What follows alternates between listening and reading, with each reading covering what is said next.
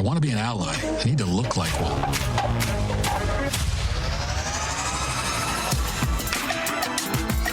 What is racism? Martin Luther King said not to judge people by the... Martin Luther King said a lot of stuff. Is America inherently racist? What the hell is that? The word inherent is challenging there.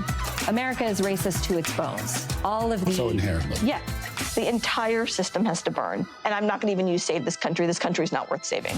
This country is a piece of shit. Oh, sorry. Sorry. The star and producer of the documentary, Am I Racist?, thinks the timing of his film ahead of this year's presidential election could not be better. Let's bring in the host of Daily Wire's The Matt Walsh Show, Matt Walsh. Matt, great to have you on the show. Congrats. Movie's a big hit. It starts streaming today on the Daily Wire. So I want to, you point out again and again, Matt, that Am I a Racist is a comedy about race. I want to know what you think of the meltdown on the left over this Madison Square Garden rally that was Hitlerian. It was racist. It was everything you could imagine. Yeah, well, it's completely absurd, of course, and it kind of shows, and this is something that we bring out in the film, Am I Racist?, which, as you mentioned, is streaming now on dailywire.com, that the left, what they have is they have the victim and oppressor narrative, and that's all they really have. That's kind of what lays at the bottom of the left-wing racial ideology, which is what the DEI scam that we're really exposing in the film is built on. And the thing is, in that narrative, if you're in the oppressor class, and we know that Donald Trump is like the uber oppressor in their narrative, you can never, that can never change. That's what you are. And if you're a victim, that's the other thing. If you're a victim, it means that you're always going to be a victim too. That will never change. There's no redemption. There's no change. There's no climbing the ladder, improving yourself. So it's this ideology that ultimately is incredibly depressing and demoralizing also. Yeah, Dr. Phil at the same rally got some pushback for his anti-DEI speech. He said the following here. This country was built on hard work, added value, and talent, not on equal outcome, not on DEI. Why are they angry, Matt? I mean, did they get busted? Is that what the whole thing is all about? Is they got caught and so they're kind of embarrassed and angry? I think there's that, and I also think that DEI is and Dr. Phil's message there is particularly inconvenient for the left right now because Kamala Harris is the DEI candidate. I mean, she's the first DEI presidential candidate, and we say that not just as some kind of slur. Like it's true. She's the first presidential candidate in history to be handed that position as the nominee without being voted in, purely because she checked demographic boxes. Not based on any merit, not because anybody wanted her, and if she ends up in the White House, then she's going to bring that ideology that is opposed to merit, that kills merit, and puts demographics above it. She's going to bring that into the White House, and I think it's not good for the country. And if you take it a step further, Matt, not only is it not a slur, but you would think the left would be happy about this because it's kind of what they keep pushing for. Yeah, you would think so, and that's the thing. Joe Biden, of course, is not exactly on the same page as Kamala on this. He's not on any page at this point. He's completely lost his mind. But when he's been asked about this, he's said that, we value diversity. That's why I appointed Kamala Harris. So he hasn't gotten the memo that diversity is not important right now, or at least we're pretending that we don't value it. Streaming today on the Daily Wire. Matt Walsh, it is great film. It's very funny. It's very clever. And thank you for coming on the show. We appreciate it. Joining me now, Fox News contributor Ari Fleischer, Victor Davis Hanson, senior fellow at the Hoover Institution. Ari, the left comparing last night, they're still on this, and it doesn't look like it's made any dent in the polls. Last night was a Nazi rally in 1939. What does that tell you? Yeah. Laura, I don't feel the need to talk about this very often, but I will tonight. I'm a first-generation American. My mother came to the United States in 1939 because she fled the Nazis. She, her parents, and her brother were the few Hungarian relatives I have who saw the threat, left on what we believe was the last passenger ship to cross the Atlantic before the U-boats started to sink everything that moved across the Atlantic. The German Nazi U-boats. Most of my family perished in the Holocaust. I have very few relatives left. That's who the Nazis are. I don't need the Democrats to remind me of that. By making these things up, by making our American politics that the people who might beat them, the people they don't like because of domestic political issues, are fascists, are Nazis. Politically, it's the dumbest thing the Democrats could do. The few undecided who are left, anybody who hasn't made up their mind, they're the exact people who hate this type of rhetoric. And this is the Democrats' closing message. Morally, it's reprehensible. For anybody to invoke Adolf Hitler in American political life against somebody like Donald Trump, who's the essence of democracy. He won a contested primary. He may win a contested presidential election. This is a despicable thing that the Democrats are doing. And I'm here to personally tell you, I reject it. It's historically wrong. It's morally wrong. It's factually wrong. It's wrong in every sense of the word. It's so despicable. As you know, they say, oh, when they go low, we go high. That was a lie, right, Victor? Mm-hmm. You and I have talked about this, but I think of FDR's speech in 1936, obviously JFK in 1962. They spoke about the American dream, the American ethic, the American tradition. Americans deserve better. If there are any parallels, you can find them in those two speeches. Your reaction to what they're still sticking with tonight? Well, I think Trump is really saying, you're right about FDR. He said the only thing you have to fear is yourself. There's no limitations on what we can do. We can secure the border. Don't worry about being ostracized or doxxed or criticized or called all these names. We can reduce crime. We can refashion our foreign policy. And everything's possible. And we're no longer just going to be stereotyped as a elitist party of wealthy white people and the Republicans that play golf. That wasn't a fair stereotype, but that's what it was. He's replaced race with class. And he said, we're an upper, middle, and lower middle class party. And everybody's invited. And that's why it terrifies the old never Trump elite on the Republican side. They don't like that. Neither does the left. And more importantly, when he created this new movement, this new Republican Party, he showed what the left has become in their anger and their fury and their frenzy. They're really a party of the out-of-touch, wealthy elite. That's who the Obamas are, the Clintons are, the Harrises are, the Silicon Valley people. They're really furious about this because they've been shown to be emperors without any clothes. They really only care about themselves and these esoteric elite agendas that destroy the middle class, of which they have no compassion. So we're at the end of a decade-long story. The Russian collusion, Russian disinformation, lawfare, get him off the ballot, 2 assassination attempts. And what are they left with? All they're left with is he's Hitler. He's a fascist. He's a Nazi. And, Ari is right. That's what they're left with. Yeah, which means officially it's both offensive, but it means they're out of ideas. Ari, John Fetterman actually brought up the Pennsylvania problem for Democrats. Watch this quick response. Anybody spends time driving around and you can see the intensity. It's astonishing. I was doing an event in Indiana County, very, very red, and there was a superstore of Trump stuff. It was almost like Taylor Swift kind of swag. It's like of everything. Ari, quickly. Well, he's right. I've been in Pennsylvania, too, and he's absolutely right. You know, Laura, when Obama was president, Democrats had a 1.3 million voter registration edge in Pennsylvania. It was reported today it's now below 300,000, a million voter gain for Republicans in Pennsylvania. Ari, Victor, thank you both very much. And we have a very special guest here, the former First Lady of the United States. Thank you so much for being here. Thank you.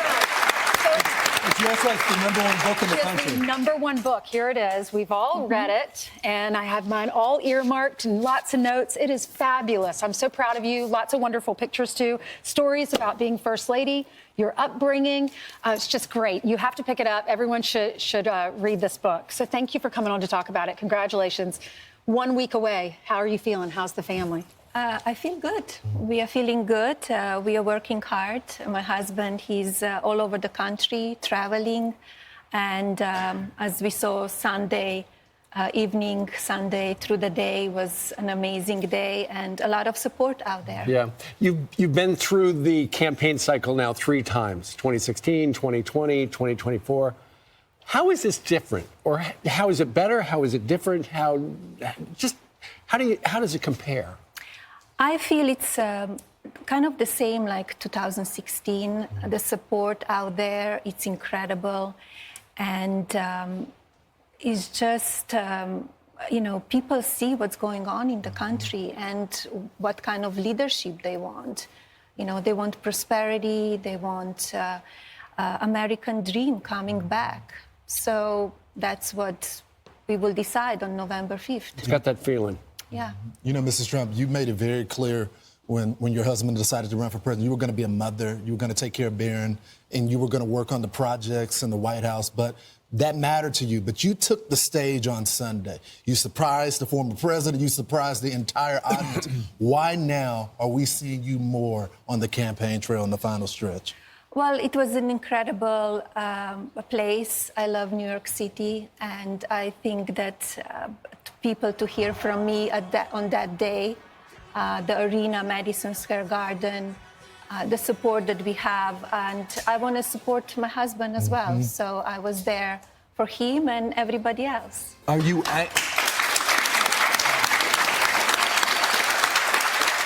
I know you're like the former president, doesn't want to count anything before it's done. But if the polls are correct and you continue the momentum and you win, are you anxious to be First Lady again? Do you want to be First Lady again? I'm not anxious because this time is different. I have much more experience, much more knowledge. I was in the White House before. So when you go in, you know exactly what to expect. You know what kind of people you need to get. You need to have people that they are on your team, that they have the same vision as me, and to serve me because they serve the country. But the thing is, Melania, in your book, you talk about people that really stabbed you in the back, right? And let you down. Yes. And how did that feel to put that in print and finally get your voice to this story? Well, it's important that people hear my story because it's a lot of misinformation and a lot of mistruths out there. So that's why I wrote the book. And, I wish the best all these people that they go on the back and they need to heal, actually. They need to heal. I wish them all the best. They should be there for the right reasons and not why they were there for. That's big of you, because a lot of people would be angry. Yeah, it's betrayal. It's betrayal, but they show the world who they are. They need to go to sleep every night, and they know what they did, to tape First Lady of the United States on the phone calls and release them to the public and edit those phone calls. It's disgrace, and should never happen to anybody. That has to be the hardest part because you never trust... happened in the history to somebody that would do that. Mrs. Trump, do you feel that there's unfinished business at the White House? Even for you, I know the former president talks about his agenda. He wants to bring inflation and wants to secure the border. But you had projects as well. Do you feel like you got to accomplish everything you wanted in the White House? We did a lot, but it's still, it never ends. It's so much to do and to take care of the staff and also the country and our next generation, our children. I accomplished a lot with Be Best and brought Be Best internationally as well. But so much to do. And so many new issues will come in 2025. We never know what will come. Yeah. And children are suffering. We need to help them and educate them. Mrs. Trump, you said that this campaign cycle feels like 2016. In the excitement and enthusiasm and things like that, I would imagine. But something is different, and that is two different people tried to kill your husband. And you saw it live on television. This is all different. It is different. It's much more dangerous, and I'm very vigilant and very selective where I go, what do I do, because, you never know. It's one person, and it's dangerous out there. What do you think about the rhetoric that's out there today? They're still calling your husband a second Hitler. How does that make you feel? Because you know him better than anyone. Correct. It's terrible. He's not Hitler, and all of his supporters, they're standing behind him because they want to see country successful. And we see what kind of support he has. Right. Why do you think he does this? He doesn't have to do it. You know, we hear Eric Trump all the time say, my dad could be on a beach, my dad could retire. He has these buildings and businesses. Why do y'all do this? Why'd you choose to do it again? He loves his country and he wants to make it successful and for all of the people. Yeah. You know, he loves people and he wants to make this country great again. Was the hardest part the court cases? Was that one of the hardest things, seeing the indictments and the court cases, especially here in New York City? Look, it's part of it. It's part of the politics. When we came to the White House the first time when he was elected, I knew it would not be easy. And I knew they would go after him, and they did. Yeah. So I always said, like, what is next? Great. Given the fact that there have been 2 assassination attempts, when he is at the door, he's about to go to work, do you say something different to him as you send him out the door?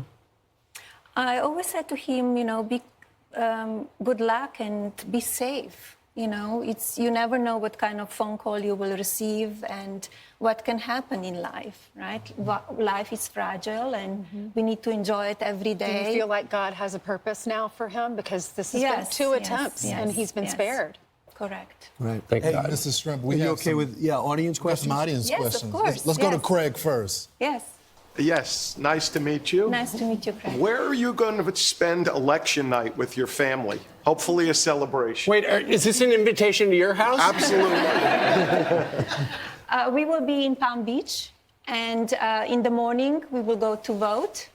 Me and my husband will go to vote, and then it will be, you know, a waiting time, a period of waiting, and we will see. And then I hope it's a success, and a party in the evening. Do you think that we'll know on Tuesday night? Well, I hope so. Yeah. I hope that we know. I hope that election will be fair and everything will be, you know, selected, as we say, on Tuesday night. All right, Joanne, where are you, Joanne? Where do we find you? There you go. Mrs. Trump, it's a real honor to have you here. I want to tell you thank you. I appreciated your beautiful words and descriptions of New York City during the rally. And my question to you is, how did you present or drop your little pro-choice bombshell on the president in the middle of his career fight for his career? How did you present it to him, and what was his response to you? Well, my husband knew my position, my belief, since the day we met. So it was not a big surprise for him, right? I guess other people, the world didn't know where my stands are. But he was not surprised at all. He knew about it. All right, Barbara. She writes about it in detail in her book. If you I do. Yeah. In the book, it's like a whole chapter about it. So I really explain what I really believe, what really means my body, my choice. It's not one way only, right? So if somebody's interested, they should read it. All right, Barbara's got a question right over there. Hey, Barbara. Yes, thank you so much for taking our questions. I know from everything that I've learned about you that you're a very dedicated mom. And as a grandmother of 7 little ones, I'm wondering, do you have any advice or words of wisdom for our young mothers who are working so hard to raise our children in such a challenging society? Congratulations, 7. It's a lot, right? It's a busy time. I would say that lead with love and take a child as individual.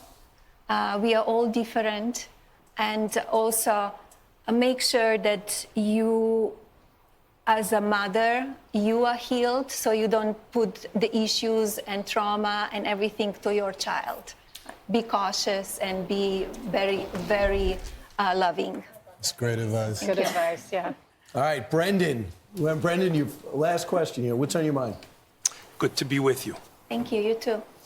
What would you do, or what would you like to see improved in our country if your husband wins the election next week? Well, I would like to see country to be safe and prosperous a better economy, and the peace in the world. That's very important. So Mrs. Trump, you already have this book that's out, number one, but you're releasing the collectibles item Yes. of your book. Tell us about It's it. a collector's edition it's out in December. It's available on melaniatrump.com, and it's a book that has many more photos, many more pictures, and also through my eyes, the pictures that I took from the White House, from my travels, on my iPhone. Awesome. And in fact, we've got a couple of them. Oh, you do? Oh, We great. do. This one is, Fantastic. we think it's a view from your helicopter Yes. as you and the president flew to Italy for a meeting while he was president. What are your recollections of this? Oh, it was incredible. I flew on a military helicopter, and you talk with the helicopter pilots. You put Through the headset, yeah. headset, and you talk to them. And I took that photo of Taormina. I was flying there. We were there for a G7 summit. It was just incredible sight. And then you took another one. We have another one from, I think this is from, Oh, look at tell that. us where this is the White House, the Rose Garden? This is the Rose Garden, wintertime, and Oval Office. You could see the window, and if I would have binoculars, I could see my husband. But it's from my private office room. And this one, This last one is Halloween decoration. Halloween decoration from yellow room in the White House, in the residence, looking out on the South Portico. Spider webs. Yes. And one final picture, and that is London. That is London. We were there for a state visit in UK, and we were passing the mall. You could see it's all cleared out, and we were in the presidential limo, the Beast. So I took that photo very quickly. From the Beast. That's right. It turns out first ladies are just like us. You take pictures with your iPhone. I do. I like to take pictures and for my memories. So, Mrs. Trump, you have a big surprise for the audience today because Yes. they're all going to take home a book, right? Yeah. Look at that. Everybody gets the book. Yeah. Enjoy it. Enjoy it. Very nice. Are you surprised how successful it's been? Number one? Number one, it's fantastic. I think people really love to hear from me, I guess. Right. Yep. So, and, looking forward to that people reading it We'll and see. hear my story. We'll see if it's Back to I the know, Future one week from We today. can't shop in your closet. We can't look like you, but we can read your book and learn all about the story. What's your website if people want to buy these books? melaniatrump.com. Very nice. Yeah, Thank easy. Thank So you. nice of you to come Thank in. you so much Appreciate for coming on Thank the you show. for having me. Thank you. Thank you. Round of applause, ladies and gentlemen. Very nice. Amongst our guests, Robert F. Kennedy Jr. is just getting dressed right now. He wants us to buy a little bit of money. Oh, he is dressed. All right. He also is an independent candidate. As you know, he's going to play a key role with the Trump administration. Should there be a Trump 2 on Tuesday, and should we get a verdict actually on election night, that'll be great. So, Robert F. Kennedy Jr., ladies and gentlemen.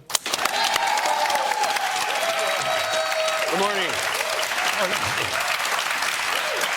So, I know you've lived a lot of your life in Washington, D.C. What did you make of the fact that the Washington Post announced inexplicably on Friday, we're not going to endorse a candidate? And then Jeff Bezos has come out and he said, you know what? We want people to decide on their own. Oh, the Washington Post, when I was little, did not endorse candidates, and it only started doing that recently.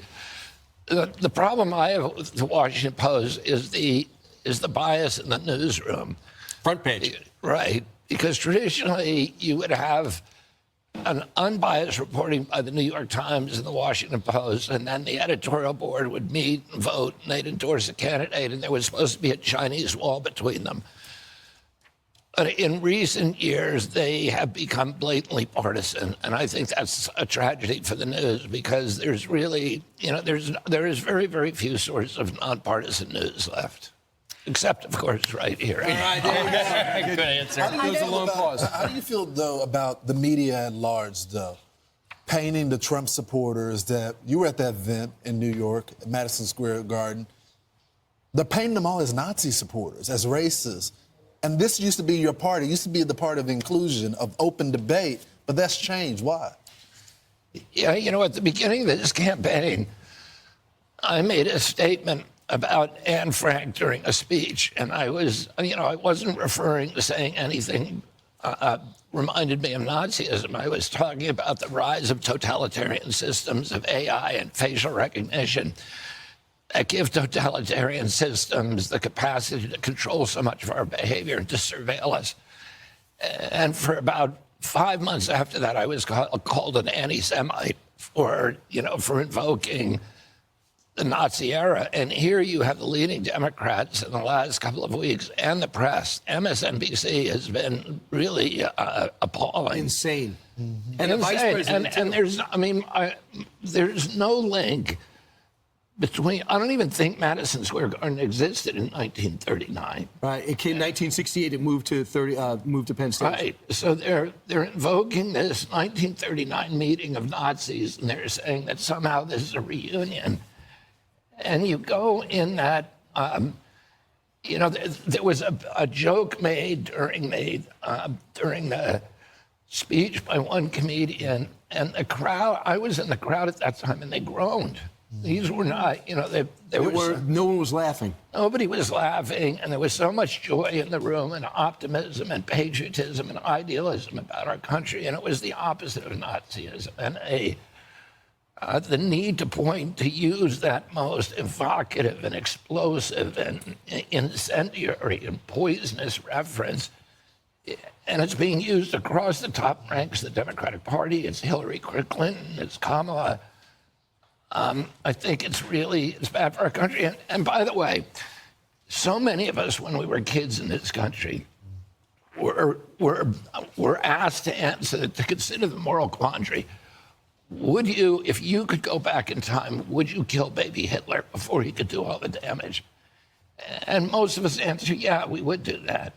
So when you compare an American political figure to Hitler, who was about to become president, Right. The kind of people who are already a little unstable, you're really suggesting to them that this man should be killed before he gets into office. President Trump brought that up yesterday. He goes, "You guys going to get me shot again?" And he goes, "When I was younger, my dad told me never bring up that word Nazi in my house, and now I'm being called it." And he said, "You're going to get me shot again." Right. By the way, they did a study. They said how many people have a great deal, if not a fair amount of trust in the media. Only 31% said yes, they trust the media. That was at 40% in 2012, and it used to be over 70%. When my uncle was president, it was 85%. 85? Wow. When you had Walter Cronkite and people like that, and the media was really focused on telling the truth to the American public. When your uncle was president, 6% of Americans had chronic disease. Now it's 60. Add a zero to that. Yeah. You've talked a lot about this. You walked in here and you gave everyone in the audience these Make America Healthy Again hats. As a mom, as Americans, we appreciate what you're doing because we're getting older and we're thinking about, we want to live a long life. We want to see our grandchildren. I want to see my grandchildren walk down the aisle. You go to Europe and you might eat pizza in Italy and you don't feel bad and you don't gain weight. We want to know why that happens here in America and what you're going to do. But first, let's play the soundbite. This is Donald Trump at the rally at MSG. Look, we're not going to let him go too crazy, Elon, with the oil and gas stuff. And, because Robert F. Kennedy cares more about human beings and health and the environment than anybody. And he's going to be absolutely, having him is such a great honor. I've been friends of his for a long time. And I'm going to let him go wild on health. I'm going to let him go wild on the food. I'm going to let him go wild on medicines. The only thing I don't think I'm going to let him even get near is the liquid gold that we have under our feet. What was your reaction to that? Well, he always says that, and I get it. But what he's right is, we have the sickest children in the world right now. There's nobody in the world that has that. And when I was a kid, the autism rate among American children and in 70-year-old men today, in my generation, is 1 in 10,000. In my children's generation, it's 1 in every 34 kids, 1 in every 22 boys. And the diabetes, a typical physician when I was a kid would see 1 case of juvenile diabetes in his lifetime, or a 40 or 50-year career. Today, 1 out of every 3 kids who walk through his office door is diabetic or pre-diabetic. And it's costing us $4.3 trillion a year. It costs we paid zero for chronic disease when my uncle was president. Today, it's the biggest expense, 5 times our military budget. It's easy to fix. We have 1,000 ingredients in our foods that are illegal in Italy and other countries in Europe. And the reason for that is corruption. At the food industry and the agriculture, big agricultural producers control FDA. And so they're not worried about public health. They're worried about advancing the mercantile interests of those corporations, and they've let them do things. You know, the companies, the big cereal companies, make 2 kinds of cereals. Like Fruit Loops in our country is just loaded with chemicals and food dyes that are carcinogenic, that they're going to cause ADHD in your kids. If you go across the border to Canada or to Europe, you have the same product, but it has no dyes in it. Right. It has good ingredients. So these companies know how to do it. Right. If they can get away with it here. Do you know how you'd approach fixing it? I wouldn't talk that. I want you to answer that. But first, I want you to go to the studio audience. James, you're over there. You have a question for Robert F. Kennedy Jr.? Absolutely. Thank you so much for just taking our questions and being here. But we all know that access to healthy foods is not always easy or affordable for many. What are some ways that you hope to change this? Yeah. Well, first of all, I would say that you cannot afford to eat bad foods because it's going to affect your health and you're going to pay later on. And, you know, with food, we can solve the diabetes crisis. Most people who have diabetes or pre-diabetic can be cured with good food. And if they choose instead to be cured by Ozempic, the government then pays $1,500 a month for the rest of their lives. And with a fraction of that, we could give everybody organic foods 3 meals a day in this country. What I would do is, you know, the first thing I do isn't going to cost you anything because I'm just going to tell the cereal companies to take all the dyes out of their food. It seems and pretty give simple. us the same cereal. By the way, President Trump was cooking him at McDonald's the other day and giving people French fries. And people criticized me, and they said, well, you know, he's out there giving fast food. And I said, I don't have anything against fast food. I'm against food that has seed oils. When I was a kid, McDonald's was made with tallow fat. That was good for you. And your body needs that. It makes you healthy. Why aren't we making it with tallow fat again? In England, McDonald's has a McDonald's French fry has 3 ingredients in it. It's like potato, sugar, and some, you know, oil or tallow. Yeah, salt. Sorry, potatoes, salt, and some tallow fat. In our country, it has 17 ingredients. Wow. Oh, and none of them are good for you. Okay, well, obviously something's got to give. Lynn, right in the front row, RFK, has got a question for you. Lynn? Hi. I grew up a Bostonian where the Kennedy name is sacrosanct. How did you get the courage to stand up against the liberal media and your famous family? Well, I was led one thing to another. I saw what the truth that was happening to our kids. And I had to make a choice between whether I was going to whether I was going to try to help people get healthy again. And then there were other reasons that I left the Democratic Party. The party that I grew up with was the party of peace. It was the party of constitutional rights and civil rights. It was the party of that stood up to Wall Street and the big corporations. Today's Democratic Party is the party of war. It's the party of censorship. It's the party of surveillance. It's the party of big tech, big ag, big banking, the military-industrial complex, and big ag, and big food, and big pharma. And so I didn't leave the Democratic Party. The Democratic Party left You me. tried to run as a Democrat, and they locked you out. They wouldn't put you on the ballot. I think we have one more question. Where's Janelle? Is Janelle on this side of the room? Hey, Janelle, what is your question? About 100,000 schools participate in the USDA's national lunch program during the year. If you're given a position by the Trump administration in the agricultural department, what will you do to improve school lunches? I'll get processed food out of school lunch immediately. About half the school lunch program goes to processed food. About 70% of food stamps go to processed food. 10% of food stamps go to sugar drinks, to sodas. We're creating diabetes problem in our kids by giving them food that's poison, and I'm going to stop that. Robert, we got to let you go. But quick question. You were talking about the difference from the McDonald's here versus another country, or the Fruit Loops here versus another country. What's the reason why? If they know how to make it already, why aren't we doing it? It's because it's cheaper for them to put the chemicals. It's a cost. And President Trump wants to get the chemicals out. And he wants to make us healthy because in the long run, that's cheaper for a country. It's America. America is the best at everything. We need to be the best at food, too. There you go. Ladies and gentlemen, RFK Jr. All right, a week out, the Harris campaign still desperately trying to lock down the black vote. How can that be a good sign? Blacks for Trump. They feel that Trump is better for the black community. Can you explain Donald Trump's history with blacks? Madam VP, whether we want to admit it or not, he's revered by some blacks. Should he have the ability to sit behind the seal of the President of the United States when he says he wants to terminate the Constitution of the United States?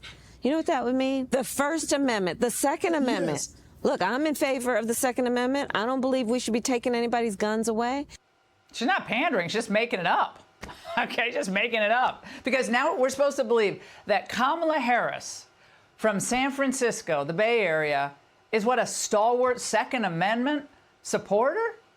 Right? I mean, haven't they spent like the last 3.5 years trying to intimidate Americans from speaking out? The collaboration with social media companies, censor Americans? My goodness, these people are out of gas. Joining me now, Horace Cooper, Project 21 chair. Horace, now she keeps doing these interviews. They're not working. But what else can she do? She can't hide. That didn't work either. So they have to put her out. But then she says dopey things like that. In the movie As Good as It Gets, Jack Nicholson said, "Go sell crazy somewhere else." Her biggest problem, as I see it, is that she doesn't think that black men are people too. Now, they on the left have claimed that if you don't stand up for minorities, and particularly don't stand up for blacks, you're the biggest racist out there, and yet they continue to infantilize black men and believe that they have the ability to dictate what the priorities ought to be for black Americans or white Americans, but especially for black men, and it's just not working. Well, to your point, she had another message, Horace, to black voters. Check it out. Donald Trump, basically somebody who has never been understanding of the issues that affect the community about disparities. Part of what we have to help people understand is don't think you're in Donald Trump's club. You're not. Right. He's not going to be thinking about you. You think he's having you over for dinner? First of all, how many people has she ever hired in her life? Has she hired any people who needed a job? Has she ever invited them to have a wedding at, her home? Because Trump's done that. Like, what is she talking about? Club. Yeah. What club is that? The American club? There is no actual club that she's referring to other than stay on the plantation, do as you're told, and don't worry, we're still never coming back to you, but at least you know that you've supported your community. Black Americans, like other Americans, are fed up with that. All right, Horace, as always, thank you so much. In the world, Jeff Bezos, who owns Amazon and Blue Origin and the Washington Post, Inexplicably, on Friday, it was announced that after decades of endorsing presidential candidates to be winners in elections, they decided they were not going to have an endorsement. And late last night, he dropped an op-ed in the pages of his own newspaper, The Hard Truth: Americans Don't Trust the News Media. And then he goes on to explain why he's not going to endorse anybody. Yeah, he says he's going to defend the decision that creates, because he doesn't want to create a perception of bias. He says we must be accurate and we must be believed to be accurate. It's a bitter pill to swallow, but we are failing on the second requirement. Most people believe the media is biased. Anyone who doesn't see this is paying scant attention to reality, and those who fight reality lose. Reality is an undefeated champion. Presidential endorsements do nothing to tip the scales of an election. No undecided voters in Pennsylvania are going to say, I'm going with newspaper A's endorsement. None. What presidential endorsements actually do is create a perception of bias. The Washington Post and the New York Times win prizes, but increasingly, we talk only to a certain elite. More and more, we talk to ourselves. I think what he's calling for, Ainsley, is a realignment in media. They have lost the trust of the American people. From the Russia collusion hoax to the Hunter Biden laptop story to now the latest thing, which is Joe Biden's mental decline that they were so late to report on. And I think the endorsement, I don't think papers should ever endorse. I think it's hard to report on daily life in America and hold politicians accountable and then endorse at the end. You put your thumb on the scale. This is really exciting in a way because they're not the first major newspaper to not endorse. The LA Times last week said, I don't care what the editorial page wants. The owner said, I don't want you endorsing anyone. Right. USA Today. Yeah, USA Today followed up. So what happens is after this, there were mass resignations. The Post lost 8% of their editorial staff. They decided, I quit. Well, good luck. Try to get another job. You know, you guys stand for something. I hope you have something in your passbook savings account because I don't think this is any different. Write your opinion. The newspaper made a decision. Also, they're the owner of the company. I mean, show a little respect. You're paid for your opinion. Write your column. Be the editor. Right. And when the owner who writes your checks, even though you're losing a ton of money, Jeff Bezos bought the Washington Post, knows he's going to lose a ton of money, makes a statement, and because he makes a statement about something he owns, they resign. I don't understand that mentality. So USA Today, the Washington Post, the LA Times all said they're not going to endorse. And then you see this Media Research Center report. This should surprise anybody here, but 85% of the coverage of Donald Trump is negative. For Harris, 78% is positive. Right. How could you possibly expect to be looked at as fair? No one is wrong 85% of the time and gets at least 70 million votes. So let us ask you guys here in the audience. Let's see your hands. Who thinks it's a good idea that newspapers don't endorse? All right, that looks like almost everybody. Who would like to see a newspaper endorse? I know our parent company, the New York Post, has endorsed Donald Trump to be president of the United States. Most newspapers do. It's just extraordinary. And this particular episode that started on Friday has cost the Washington Post 200,000 subscribers. They canceled their subscriptions, including Liz Cheney, I saw on another channel. That's right. But here's the thing. And the reason people are skeptical is because there was a story circulating that the announcement was made on Friday. And on Friday, the guy who runs Blue Origins, which is Bezos' space company, he was meeting with Donald Trump in person. Next thing you know, they announced there will be no endorsement. The newspaper had already written one for Kamala Harris. And that's why a bunch of people quit, because they were ready to do it. And it looked like it was something fishy.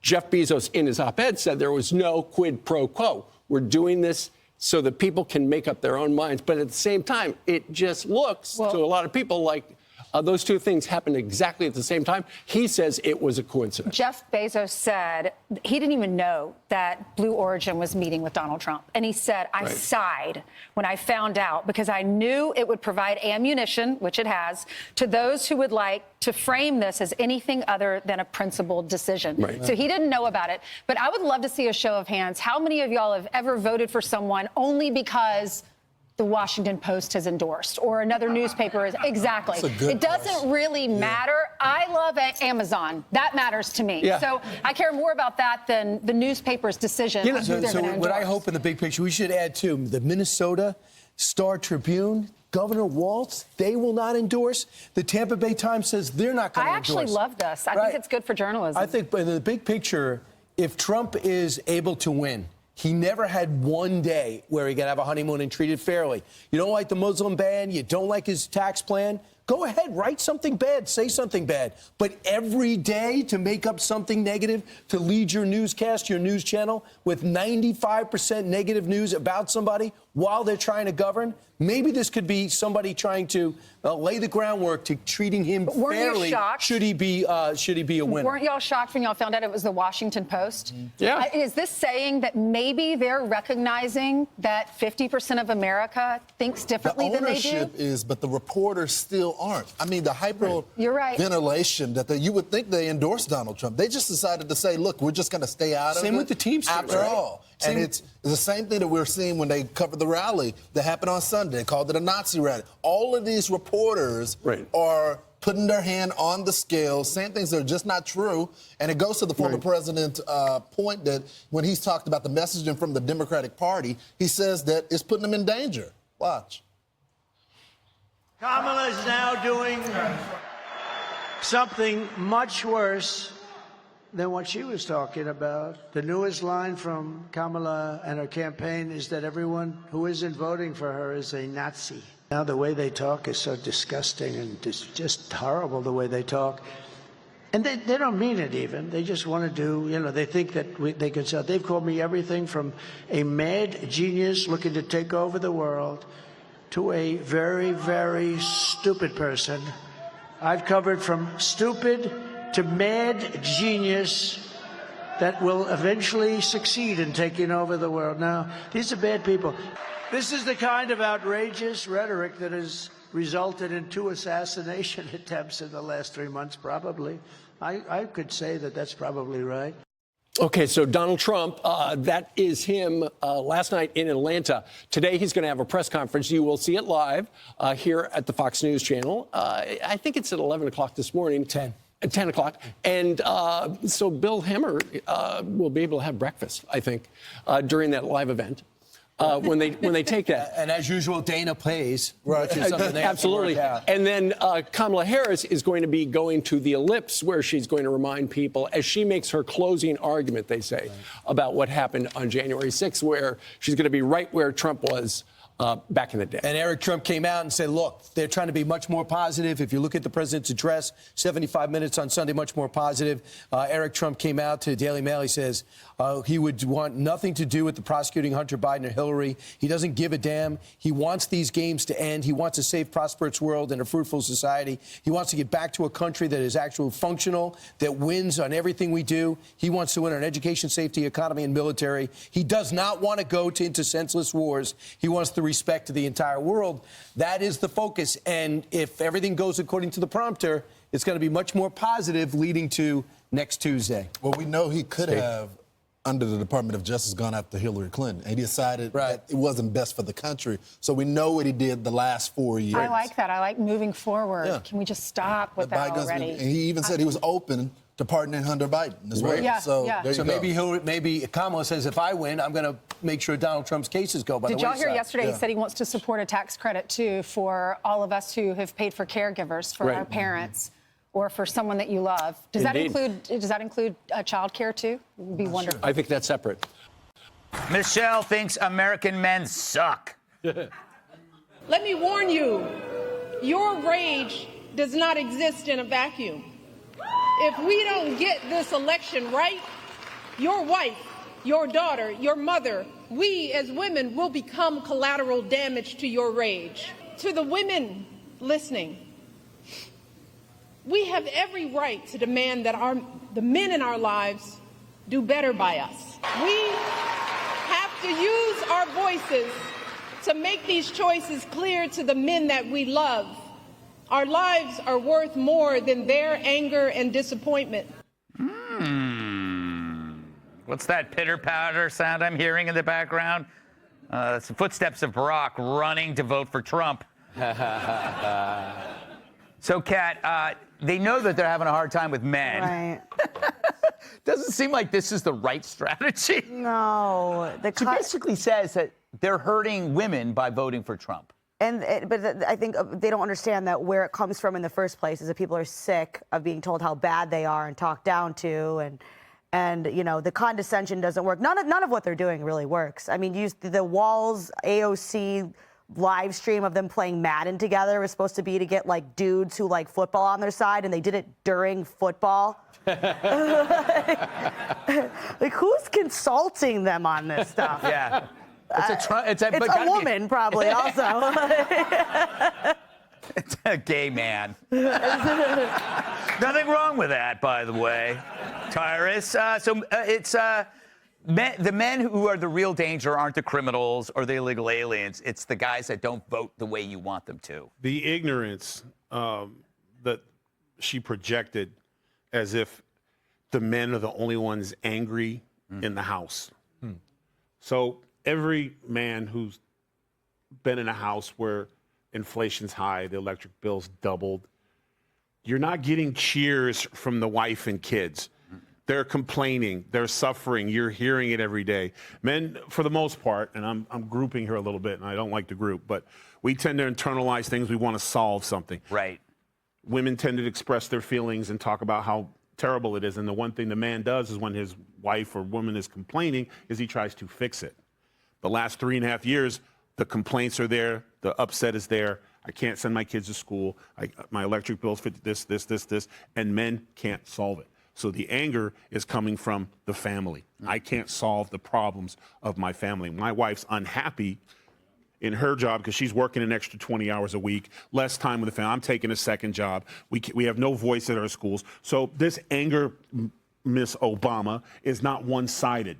It's just the men are the ones trying to solution, and their solution is to vote for President Trump. And here's the thing, their women are backing them up. So take that little message, curl it up in a little box, and give it to Mr. Garrison.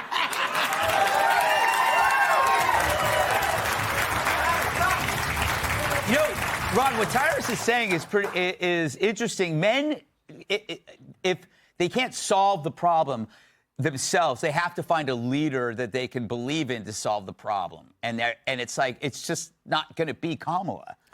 Well, I would associate myself with what he said. I think it's perfectly right. But I think what she just did, I mean, with that speech, is it's just another illustration of how elitist the Democratic leaders are. They're snobs.